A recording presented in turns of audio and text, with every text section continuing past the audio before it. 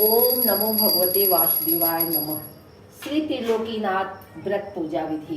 प्रथम निराहार व्रत करें, तत्पश्चात स्थान को पवित्र करावें। स्नान वगैरह से अपने को पवित्र होकर नया वस्त्र और यज्ञोपवीत को धारण करके चौका चंदन करें। फिर लोटे में जल भरकर उसमें 1 पैसा और 1 सुपारी छोड़ देंगे और आम का पत्र डालकर कलश को रखें। कलश के ऊपर 3 बत्ती का दीपक कड़वे तेल का जला देंगे तथा पान, फूल, गंध, धूप आदि यथाशक्ति 16 प्रकार से विधि पूर्वक पूजा की सामग्रियां और प्रसाद को एकत्रित कर आसन मार कर बैठें और विधि पूर्वक पूजा करके आचार्य के सम्मुख निश्चिंत होकर ध्यान पूर्वक कथा को श्रवण करें। अब त्रिलोकीनाथ व्रत कथा। पहले गुरु को गाइए, जिन गुरु रचा जहान, पानी से जो पिंड रची अलग पुरुष निर्वाण। प्रथम ही ओम सार को ध्यावे, जेहि प्रसाद निर्मल मति पावे। अलख निरंजन ब्रह्मनादि, सुंदर मुनिगण गावत बादी। रवि से ज्योति ब्रह्मांड विराजे, तारागण विहंग सब छाजे। दिन और रात जगत में कीन्हा, चारों ऋतु समय पर दीन्हा। कीड़ा कुंजर जीव अनेका, जल थर सरता वृक्ष अनेका। जंगल झाड़ पहाड़ बनावे, यही विधि 14 भुवन रचावे। शो प्रभु अलख निरंजन स्वामी, निराकार घट अंतर्यामी। ताकर भेद को नहीं पावे, वेद वेदांत सभी गुण गावे। विनय करे महादेव सिंह, नाथ सदा गुर खान। भव सागर से पार करू, दास्यापनु जान। कथा प्रारंभ। प्रथम अध्याय। एक समय नारद जी मुनियों के सत्संग में श्री त्रिलोकीनाथ की महिमा का वर्णन कर बताने लगे। तब मुनियों ने उनसे कहा, हे नारद जी, त्रिलोकीनाथ कौन है? आप कृपा कर सारी वृत्तांत को विस्तार पूर्वक कहकर बताइए, ताकि हम लोगों के दिल का संदेह दूर हो। मुनियों के ऐसे प्रश्न करने पर श्री नारद जी बोले, हे मुनिगण, आपने यह प्रश्न संसार के हितार्थ किया है, तो मैं भी वैसा ही वृतांत आप लोगों के सम्मुख कह सुनाऊंगा, ताकि संसार की भलाई हो और जीव पाप कर्मों से निस्तार पावे।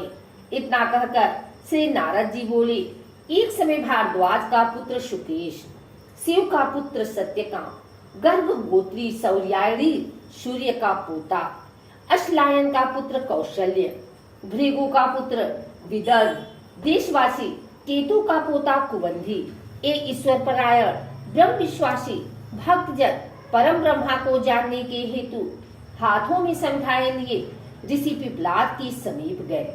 यह सोचकर कि निश्चय यह मुनि वह सब बता देंगे जो हम जानना चाहते हैं।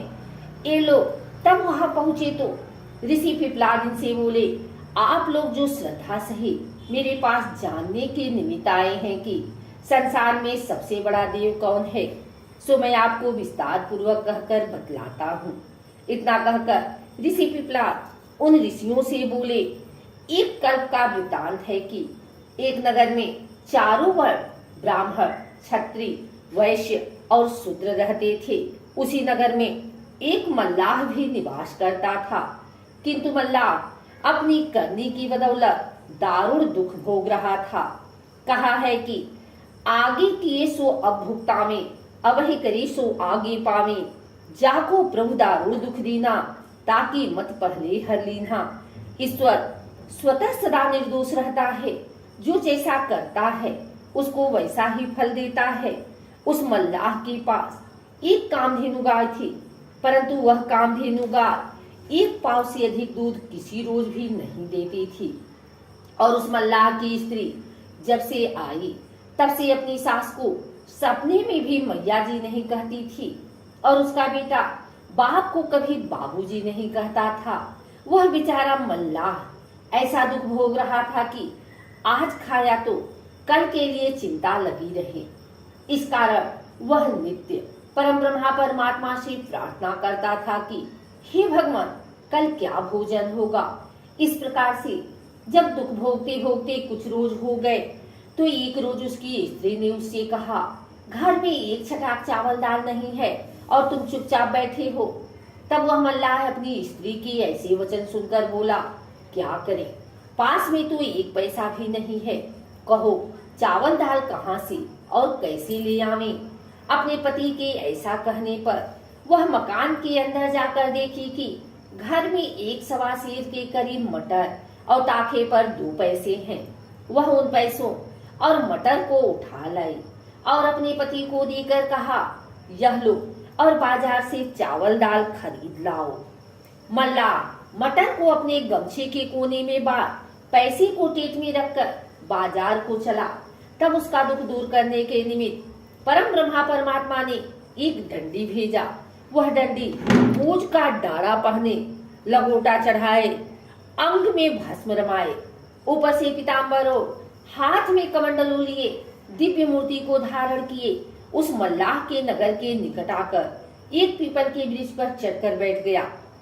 तब तक मल्लाह भी वहां आ पहुंचा। मल्लाह को आते देखकर वृक्ष के ऊपर से डंडी बोला, ए मल्लाह, तुम किधर जाते हो। इस शब्द को सुनकर मल्लाह पीछे की तरफ जो घूमकर देखा तो उसको कोई आदमी दिखाई नहीं पड़ा। तब वह फिर आगे को बढ़ा। बढ़ते ही फिर वही आवाज सुनाई दी कि ए मल्लाह, तू किधर जाता है। दोबारा आवाज सुनकर फिर मल्लाह ने घूमकर देखा और जब फिर उसको कोई आवाज नहीं सुनाई पड़ी तो फिर कौन मुझे पुकार रहा है यह सोच ही रहा था कि उसकी निगाह एक व एक पीपल के ऊपर जा पड़ी तो क्या देखा कि एक बड़ा तेजवान डंडी जटा मुकुट धारण किए, पीताम्बर और हाथ कमंडलू लिए एक पीपल की मोटी डाल पर बैठा है। डंडी महाराज को देखकर मल्लाह प्रणाम करके बोला, महाराज आप कौन हैं और मुझे किस लिए पुकार रहे हैं। इस दास के लिए आपकी क्या आज्ञा होती है। सेवा में यह दास हाजिर है, जो आज्ञा हो कहिए। डंडी बोला, मैं त्रिलोकीनाथ का भेजा हुआ शक्तिमान डंडी हूँ। डंडी महाराज की ऐसे वचन सुनकर मल्लाह ने बड़े हर्ष के साथ साष्टांग प्रणाम किया। मल्लाह का प्रेम देखकर डंडी प्रसन्न हो आशीर्वाद देकर पूछा, तुम कहाँ जा रहे हो। मल्लाह बोला, स्वामीनाथ, मैं बाजार जा रहा हूँ। बाजार का नाम सुनकर डंडी ने कहा, बाजार जा रहे हो तो हमारे वास्ते 1 पैसे का कपूर, 1 पैसे का कड़वा तेल एवं 1 पैसे का पंचमेवा प्रसाद के लिए लेते आना और वह 3 पैसे पीपल के नीचे पड़े हैं, उठा ले जाओ। मल्लाह ने पीपल के नीचे पड़े हुए 3 पैसे उठा लिए और टेट में रखकर डंडी से बोला, महाराज तेल किस में ले आऊंगा। डंडी ने कहा, अपने गमछा में बांध कर ले आना।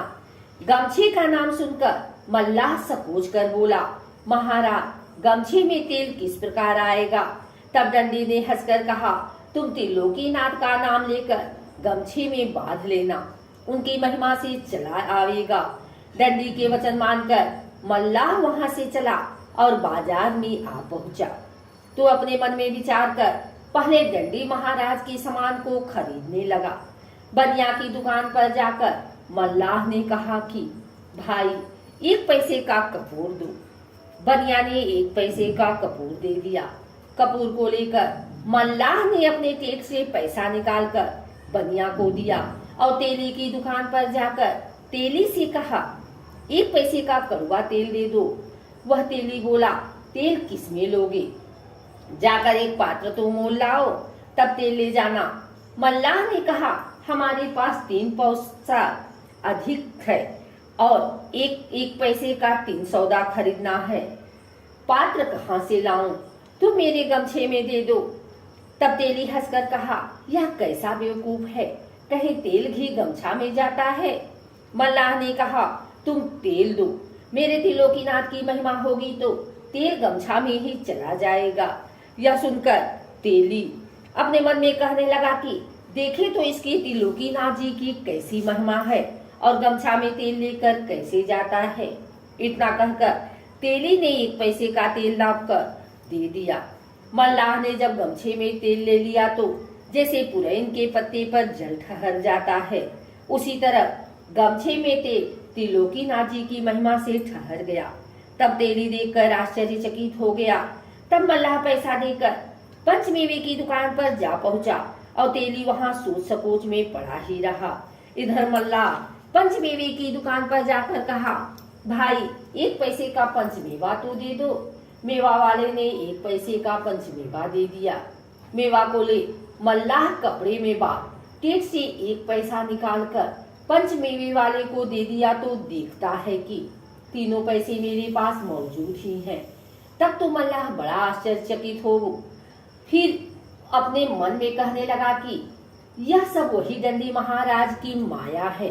अब जान पड़ता है कि 3 पैसे कभी कम नहीं होने वाले हैं। ऐसा अपने मन में विचार कर मल्लाह बड़े आनंद से 1-1 पैसा करके अपनी इच्छा अनुसार फल, फूल, गंध, धूप इत्यादि वस्तु भी खरीद एक बड़ी सी पोटली बांध लिया। तत्पश्चात अपना चावल, दाल वगैरह सब सौदा खरीद कर बाजार से चल पड़ा। फिर भी मल्लाह के पास 3 पैसे के 3 पैसे मौजूद थे।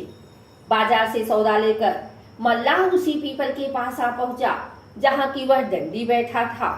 सौदा लेकर आने पर डंडी ने मल्लाह से कहा, हमारे वास्ते तुम जो जो वस्तु लाए हो वह सब अलग अलग करके यहाँ रख दो और अपने वास्ते जो लाए हो वह अपने घर ले जाओ। मल्लाह डंडी की आज्ञा अनुसार सब सौदा खोजकर अलग अलग रख कर बोला, महाराज तेल कहाँ रखें? डंडी ने कहा, देखो वह पीपल में खोखला है, उसी खोखले को साफ करके तेल उसमें रख दो। मल्लाह खोखले को साफ कर उसमें तेल रखकर बोला, महाराज आपके 3 पैसे तो हमारे पास ज्यों के त्यों मौजूद ही हैं। यह सुन डंडी ने हंसकर कहा, तुम जहां से पैसा उठा कर ले गए हो वहीं उन पैसों को रख दो। मल्लाह के उसी जगह उन 3 पैसों के रख देने पर डंडी ने मल्लाह से कहा, अब तुम अपना सौदा लेकर जाओ और कल सवेरे ही अपने बंधुओं को निमंत्रण देकर कहना कि अमुक पीपल के नीचे मैं आपके लोकीनाथ का पूजन व्रत कथा को सुनूंगा। अतः सब सज्जनों को निमंत्रण देता हूँ कि अपने बंधुओं सहित पधार कर सम्मिलित होवें। ऐसा कहकर डंडी ने फिर कहा, ए मल्लाह देखो, जिस आचार्य के मुख से त्रिलोकीनाथ की व्रत कथा श्रवण करना, उस आचार्य को आदर सत्कार के साथ भोजन करा के यथाशक्ति जो हो सके दक्षिणा देकर विदा करना। आचार्य को दान नहीं देने से कोई यज्ञ क्यों न हो, वह यज्ञ निरर्थक हो जाता है। जैसे मजदूर को बुलाकर काम करावे और मजदूरी न दे तो वह अधर्म समझा जाता है। त्रिलोकीनाथ की कथा सुनकर अपने बंधुओं सहित प्रेम से प्रसाद को भक्षण करना चाहिए। जो कोई मनुष्य त्रिलोकीनाथ के प्रसाद को पाने में संकोच करता है, उसके ऊपर निश्चित जानो कि त्रिलोकीनाथ का कोप होता है। वह मनुष्य महान कष्ट पाता है। और जो मनुष्य त्रिलोकीनाथ का प्रसाद श्रद्धा के सहित लेकर भक्षण करता है, उसके ऊपर त्रिलोकीनाथ अवश्य प्रसन्न होकर मनसा पूरी करते हैं। इस तरह का उपदेश देकर डंडी ने मल्लाह को घर भेजा। द्वितीय अध्याय प्रारंभ। जब मल्लाह डंडी के यहाँ से चला और अपने नगर के निकट आया तो उसका लड़का उसको आते देख बाबूजी बाबूजी कहते हुए उसके पास आकर मिठाई मांगने लगा। लड़के को बाबूजी कहते हुए सुनकर मल्लाह अपने दिल में खुश होकर कहने लगा कि आज तक तो कभी भी मेरा लड़का मुझे बाबूजी नहीं कहा। आज क्या बात है कि बड़े प्रेम के साथ बाबूजी कहते हुए मेरे पास दौड़ा आया। लड़के की बात पर मल्लाह चकित हो प्रेम के सहित लड़के को ले घर चला। उसकी स्त्री ने जब देखा कि मेरा पति एक बड़ा सा गट्ठर लिए आ रहा है तो दौड़ती हुई अपने सासू के पास जा कहने लगी, मैया जी आज न जाने कहां से स्वामी ना एक बड़ी भारी गठरी लिए आ रहे हैं। यह सुनकर उसकी सास बहुत आश्चर्यचकित हो कहने लगी कि आज तक तो सिखलाने पर भी बहू कभी मैया जी मुझे नहीं कहती थी, परंतु आज क्या बात है कि मैया जी कह रही है। बहू की बात पर वह विचार कर ही रही थी कि इतने में मल्लाह अपने लड़के सहित गट्ठर लिए मकान में आ पहुंचा। गट्ठर को देख उसकी माता बोली, बेटा तुम यह गट्ठर कहाँ से उठा लाए हो? क्या कहीं से चोरी तो नहीं कर लाए हो? माता की ऐसी बात सुनकर मल्लाह ने सारा हाल कह सुनाया। तब तो उसकी माता और स्त्री बहुत खुश हुई और भोजन बना, सब प्राणी खा पी कर सो रहे। जब सवेरा हुआ तो उसकी माता, स्त्री और पुत्र तीनों उस पीपल के पास गए, जाकर डंडी को प्रणाम किया। डंडी ने तीनों को बड़ी प्रसन्नता से आशीर्वाद देते हुए कहा कि तुम लोग यहाँ जमीन साफ सुथरी कर तैयार कर दो। तब ये तीनों डंडी के कहने के मुताबिक वहाँ की जमीन साफ करने लगे। इधर मल्ला अपने बंधु बांधवों तथा नगर के सब लोगों को कथा सुनने के निमित्त निमंत्रण देकर पीपल के पास जा पहुंचा। जब निमंत्रण देकर मल्ला चला गया तो किसी आदमी ने एक पंडित से पूछा, महाराज त्रिलोकीनाथ नाम के कौन देवता हैं? तब पंडित जी बोले, 3 लोक 14 भुवन के मालिक त्रिलोकीनाथ हैं। यह सुनकर सभी लोग श्रद्धा के सहित त्रिलोकीनाथ की कथा सुनने के निमित्त उस पीपल के पास आ बैठे। तब डंडी ने मल्लाह से कहा, तुम जल्दी से स्नान करके प्रसाद को स्वच्छ मनिया करो।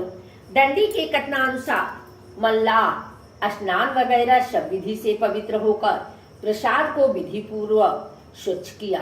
तब फिर डंडी ने कहा कि चौका चंदन करके प्रसाद को 3 भागों में पृथक पृथक रखो और लोटे में जल भरकर उसमें 1 पैसा और 1 कसैली डालकर उसके ऊपर आम का पत्र देकर 3 बत्ती का दीपक कड़वे तेल का जला दो और कपूर की आरती कर आसन लगाकर बैठो और प्रेम के सहित श्री त्रिलोकीनाथ का सदुपदेश सुनो।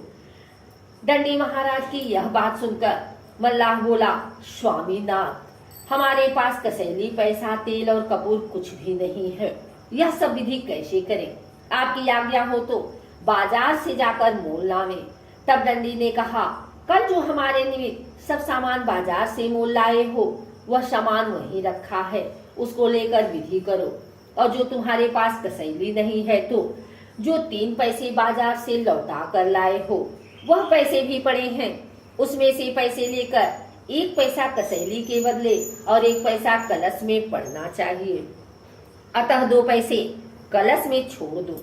तब उस मल्लाह ने डंडी महाराज की आज्ञा अनुसार वैसा ही किया एवं संपूर्ण विधि हो जाने पर डंडी ने कहा, ए मल्लाह, जो मनुष्य अपने बंधु बांधवों आदि को बुलाकर श्रद्धा के सहित श्री त्रिलोकीनाथ का सदुपदेश सुनता है वह अपने कुल परिवार सहित पाप कर्मों से छुटकारा पाकर मुक्त हो जाता है। इतना कहकर डंडी त्रिलोकीनाथ का सदुपदेश श्रवण कराने लगे। डंडी ने कहा, ए मल्लाह, 3 लोक 14 भुवन 7 खंड 9 द्वीप में सबसे बड़े देव त्रिलोकीनाथ हैं। जैसे महर्षि कह गए हैं कि सुरपुर, नरपुर, नागपुर तीनों पुर में आया है, भजन करो भाई आंध्रा, क्यों तुम धर्म भुलाया है। अंडर पिंडर स्वदेश उडबी जंडम अस्थावर आदि सब जीवों में जिसकी सत्ता समा रही है उसी प्रभु का नाम त्रिलोकीनाथ सत्यनारायण स्वामी है, जो सारे संसार के पालन पोषण करता और धरता है। इन्होंने अपनी इच्छा के अनुसार सारी संसार को रचा है और वह परम ब्रह्मा परमात्मा अजर अमर अनादि और अजन्मा है। उनका कभी नाश नहीं होता और न वे जन्म ही लेते हैं। वह जैसे सर्वशक्तिमान है वैसा ही उनका गुण तथा कर्म स्वभाव नाम भी अनंत है। जब संसार में घोर पाप होने लगता है तब वह भूमि का भार और दुख हरने के निमित्त अपनी प्रचंड शक्ति को देकर एक पुरुष भेज देता है। वही पुरुष संसार में आकर पापियों को मार भक्तों का उद्धार करता है। इतना कहकर फिर डंडी बोला कि जो पुरुष अपने माता पिता, गुरु और आचार्य का तथा जो स्त्री अपने सास ससुर और पति का अनादर करती है एवं जो मनुष्य जीवों पर दया नहीं करता, मांस मछली मदिरा भक्षण करता है, उनको निश्चय जानो कि त्रिलोकीनाथ दंड देते हैं। वही स्त्री पुरुष दुखी होकर संसार में कष्ट पाकर मारे मारे फिरते हैं और उनका अनादर के सिवा आदर कहीं भी नहीं होता। देखो त्रिलोकीनाथ की कैसी महिमा है। इस प्रकार के सदुपदेश देते हुए डंडी बोले, जब त्रिलोकीनाथ ने सारे जगत को रचकर 84 लाख योनि को उत्पन्न किया तो सब जीवों उनकी प्रजा तथा संतति है। त्रिलोकीनाथ की पूजा तथा कथा को कहने सुनने का अधिकार सभी के लिए बराबर है, खासकर किसी एक व्यक्ति के लिए नहीं। जो सारे संसार को खिलाता है, वह खाने के लिए किसी दूसरे के आश्रय पर नहीं बैठा रहता। वह खाता भी है और नहीं भी खाता है। खाने का अर्थ यह है कि जब वह सर्व जीवों में वास करता है तो जो जीव खाता है वह उनको प्राप्त हो जाता है। जैसे कहा भी है कि ईश्वर अंश जीव अविनाशी, चेतन अमर सहज सुख राशि, बिन पग चले सुने बिन काना, कर बिनु कर्म करे विधि नाना, आनंद रहित सकल रस भोगी, बिन वाणी वक्ता बड़ जोगी। वह सर्वशक्तिमान परमात्मा सब जीवों में वास करने वाला है और उसके पांव नहीं किंतु चलता है, कान नहीं परंतु सुनता है, हाथ नहीं पर सब कर्मों को करता है, जीव नहीं किंतु सब रसों का स्वाद लेता है, मुख नहीं किंतु बहुत बोलने वाला है, अर्थात उनका रूप नहीं, वह निराकार है। इससे मालूम होता है कि परमात्मा निराकार रहते हुए भी आपके सब कर्मों को जानता है। और परमात्मा के लिए प्रसाद पूजा पर नहीं रखा जाता, किंतु प्रसाद रखने का नियम इसलिए हुआ कि प्रसाद के लालच से लड़के से लेकर वृद्ध तक सब लोग आकर परमात्मा के सदुपदेश को सुनेंगे और प्रसाद पाकर प्रेम के सहित श्री त्रिलोकीनाथ का नाम लेते हुए घर जाएंगे और पाप कर्मों से बचकर त्रिलोकीनाथ की भक्ति में मन लगाएंगे। उपदेश के साथ दृष्टांत इसलिए देकर बतलाया कि लोग जाने कि त्रिलोकीनाथ ने किसको कैसे दंड और फल दिए। दृष्टांत को सुनकर कोई प्राणी पाप कर्मों की तरफ कभी नहीं जाएंगे और कर्मों का फल समझकर श्री त्रिलोकीनाथ की भक्ति में सदा लवलीन रहेंगे। इतना कहकर दंडी ने मल्लाह से कहा, अब विधि पूर्वक हवन करके आरती करो और प्रसाद सभी लोगों को बांट दो। हरी इच्छा। उसी समय में एक ब्राह्मण वहां जा पहुंचा। उस ब्राह्मण को देखकर लोगों ने बड़े आदर के साथ कहा, पंडित जी बैठ जाइए और त्रिलोकीनाथ का प्रसाद लेकर जाइए। ब्राह्मण बोला, पूजा को कौन वर्ग कर रहा है? लोगों ने कहा, मल्लाह। यह सुनकर ब्राह्मण बोला, मल्लाह का प्रसाद नहीं लेंगे। इतना कहकर वह ब्राह्मण वहां से चल दिया। तब दंडी कहने लगा कि यह ब्राह्मण बड़ा घमंडी जान पड़ता है। यह त्रिलोकीनाथ के प्रसाद में छूतमान भक्त का अनादर कर चला गया तो निश्चय जानो कि इस ब्राह्मण का घमंड त्रिलोकीनाथ अवश्य तोड़ेंगे। संसार में जितने घमंडी हुए किसी का घमंड त्रिलोकीनाथ ने नहीं रहने दिया। देखो कहा है, हरिजन जात छूत जिहि मानी, होई छछुंदर सोमल खानी। जो प्राणी श्री त्रिलोकीनाथ के भक्त में छूत लगाता है वह मलमूत्र को खाने वाला छछुंदर होता है। इतना कहकर दंडी बोले कि अब प्रसाद को लेकर लोगों को बांट दो और जो प्रसाद बचे सो उठाकर अपने घर ले जाओ। दंडी महाराज के कथनानुसार मल्लाह ने सबको प्रसाद बांट दिया। प्रसाद पाकर सब लोग बड़े आनंद के साथ त्रिलोकीनाथ का जय मनाते हुए घर गए और जो प्रसाद बांटने से बच गया था उसे मल्लाह लेकर अपनी माता, स्त्री और पुत्र के सहित त्रिलोकीनाथ की जय जयकार करते हुए अपने घर गया। उस दिन से त्रिलोकीनाथ की ऐसी कृपा हुई कि उस मल्लाह के घर से दरिद्रता निकल गई और घर में लक्ष्मी का वास हुआ। जो कामधेनु गाय उसको एक पाव से अधिक दूध किसी रोज नहीं देती थी, वह कामधेनु 5 सेर दूध देने लगी। उसी दिन से उस मल्लाह का दिनों दिन धन बढ़ने लगा। तृतीय अध्याय। नारद जी बोले, हे मुनिगण, जब उस ब्राह्मण ने त्रिलोकीनाथ के प्रसाद को छूत मानकर नहीं लिया और घर गया तो रोग से पीड़ित होकर महाकष्ट पाने लगा। एक रोज उस ब्राह्मण के पुत्र की अचानक मृत्यु हो गई तो वह ब्राह्मण छाती पीट पीट कर रोने लगा और रोते रोते अज्ञान होकर सो गया। तब उस ब्राह्मण के हृदय में त्रिलोकीनाथ ने घोषित किया कि हे ब्राह्मण, तू बड़ा घमंडी है। उस दिन मेरे प्रसाद में छूत लगाकर और मेरे भक्त का अनादर कर चला आया है, यह उसी का दंड मिल रहा है। तू आज से अपने मन में यह प्रण कर कि त्रिलोकीनाथ की पूजा करके व्रत कथा को सुनूंगा और भगवान के प्रसाद में छूत कभी नहीं मानूंगा। तुम्हारा कल्याण होगा और बेटा जीवित हो जाएगा, नहीं तो तू समझ ले कि तेरा सर्वनाश हो जाएगा। जो प्राणी त्रिलोकीनाथ के प्रसाद को छूत समझकर नहीं लेता है वह महाकष्ट को पाता है और उसके धन जन का भी नाश हो जाता है। भगवान के प्रसाद में कभी छूत नहीं लगाना चाहिए। प्रसाद को श्रद्धा के सहित ले लेना चाहिए, पीछे पान करें अथवा दूसरे व्यक्ति को दे दें। प्रसाद में जो छूत मानता है उसके ऊपर त्रिलोकीनाथ का बड़ा भारी कोप होता है। जब इस तरह की घोषणा उस ब्राह्मण के हृदय में हुई तो वह ब्राह्मण चौंक कर उठ बैठा और उस मल्लाह का प्रसाद न लेने का उसे याद हुआ तो वह अपने मन में कहने लगा कि मैं उस दिन मल्लाह समझकर त्रिलोकीनाथ का प्रसाद नहीं लिया था, उसका दंड हमको अब मिल रहा है। यह समझकर भयभीत होकर त्रिलोकीनाथ की पूजा कथा सुनने का प्रण करके आराधना किया तो उसका पुत्र जिंदा हो गया। पुत्र को जिंदा पाकर वह बहुत खुश हुआ और सवेरे ही उठकर त्रिलोकीनाथ की पूजा और कथा की तैयारी कर मन में विचार किया कि पूजा की विधि तो मुझे मालूम नहीं है, मैं पूजा कैसे करूंगा। यह विचार कर वह ब्राह्मण घर से चला तो पीपल के पास गया जहाँ की मल्लाह ने पूजा की थी। वहां जाकर ब्राह्मण ने देखा कि पीपल के ऊपर दंडी बैठा है। दंडी को देखते ही उसने प्रणाम किया। दंडी ने पूछा, कहो ब्राह्मण, कैसे आए हो। ब्राह्मण बोला, महाराज, मुझे त्रिलोकीनाथ का पूजन करना और कथा सुनना है, लेकिन उसकी विधि मुझे मालूम नहीं है, आप कृपा कर मुझे बता दीजिए। दंडी बोला, उसी मल्लाह के पास तुम जाओ, वह सब विधि तुमको बतला देगा। ब्राह्मण ने कहा, महाराज, वह मल्लाह कहाँ रहता है, मुझे मालूम नहीं है।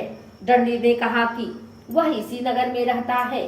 दंडी के कहने पर ब्राह्मण उस नगर में गया और लोगों से पूछकर मल्लाह के पास जाकर कहा, ए भाई, मुझे त्रिलोकीनाथ की पूजा करनी है, सो उसकी विधि क्या है बतला दो। यह सुन उस मल्लाह ने पूजा की सारी विधि बतला दिया। विधि को सुनकर ब्राह्मण ने कहा, ए भाई, तुम कृपा कर मेरे साथ चलो, बिना तुम्हारे गए ठीक नहीं होगा। ब्राह्मण की यह बात सुनकर मल्लाह उसके साथ उस पीपल के पास आया और दंडी को प्रणाम किया। तब दंडी ने पूछा, कहो मल्लाह, किस लिए आए हो। मल्लाह ने कहा, महाराज, इनको त्रिलोकीनाथ की पूजा करनी है, सो पूजा की विधि बतलाने के वास्ते मुझे बुला लाए हैं। दंडी ने कहा, अच्छा, जाओ और सब विधि करा दो। दंडी महाराज की आज्ञा पाकर मल्लाह उस ब्राह्मण के साथ गया और पूजा का सब सामान खरीदवा दिया। तब ब्राह्मण त्रिलोकीनाथ के कोप का सारा हार अपने भाई बंधुओं में कर सबको निमंत्रण देकर बुलाया। त्रिलोकीनाथ की कथा सुनने के लिए सब लोग श्रद्धा से ही अपने बंधुओं के साथ आए। इधर मल्लाह ने पूजा की संपूर्ण विधि जब ब्राह्मण को बतला दिया तो ब्राह्मण विधि पूर्वक पूजा करके आचार्य के मुख से कथा को श्रवण करने लगा। कथा समाप्त हो जाने पर कपूर की आरती कर सबको प्रसाद बांटा। प्रसाद पाकर सब लोग त्रिलोकीनाथ की जय जयकार करते हुए अपने अपने घर गए। तब ब्राह्मण आचार्य को आदर सत्कार के सहित भोजन कराकर यथाशक्ति दान देकर विदा किया। तत्पश्चात मल्लाह को भी बड़ी श्रद्धा के सहित प्रसाद देकर विदा किया। उस दिन से त्रिलोकीनाथ की महिमा संसार में प्रचलित हुई और घर घर पूजा कथा होने लगी और त्रिलोकीनाथ सबको मनोवांछित फल देने लगे।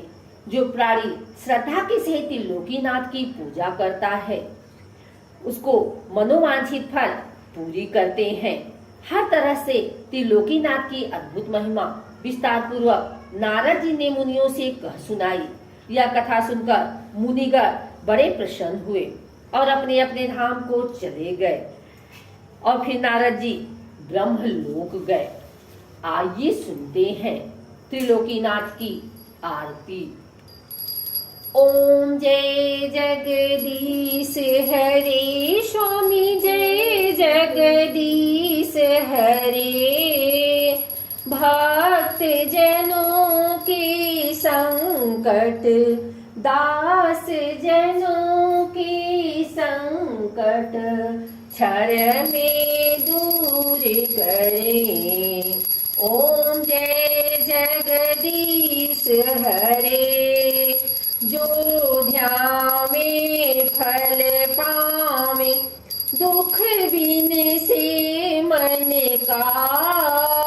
सुख संपत्ति घर आवे, कष्ट मिटे धन का। ओम जय जगदीश हरे।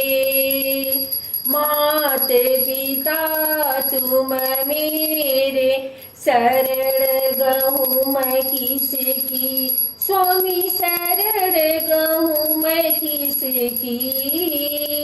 तुम्हें बिनु और न दूजा, आस करूं जिसकी। ओम जय जगदीश हरे।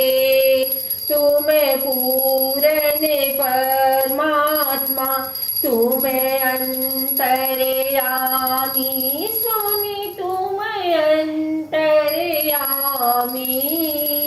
पार ब्रह्म परमेश्वर, तुम सबके स्वामी। ओम जय जगदीश हरे। तुम्हें करुणा के सागर, तुम्हें पालन करता। स्वामी तुम्हें पालन करता। मैं मूर्ख खल कामी, कृपा करो भरता। ओम जय जगदीश हरे। तुम हो एक अगोचर, सबके प्राणपति। स्वामी सबके प्राणपति। किस विधि मिलूं दया मैं, तुमको मैं कुमति। ओम जय जगदीश हरे। दीन बंधु दुख हरता, तुम रक्षक मेरे। स्वामी तुम रक्षक मेरे। करुणा हस्त उठाओ, द्वार पड़ा तेरे। ओम जय जगदीश हरे। विषय विकार मिटाओ, पाप हरो देवा। स्वामी पाप हरो देवा। श्रद्धा भक्ति बढ़ाओ, संतन की सेवा। ओम जय जगदीश हरे। श्री जगदीश जी की आरती जो कोई नर गावे। स्वामी जो कोई नर गावे, कहत शिवानंद स्वामी, सुख संपत्ति पावे। ओम जय जगदीश हरे। बोलो त्रिलोकीनाथ की जय। उमापति महादेव की जय। भोले शंकर की जय।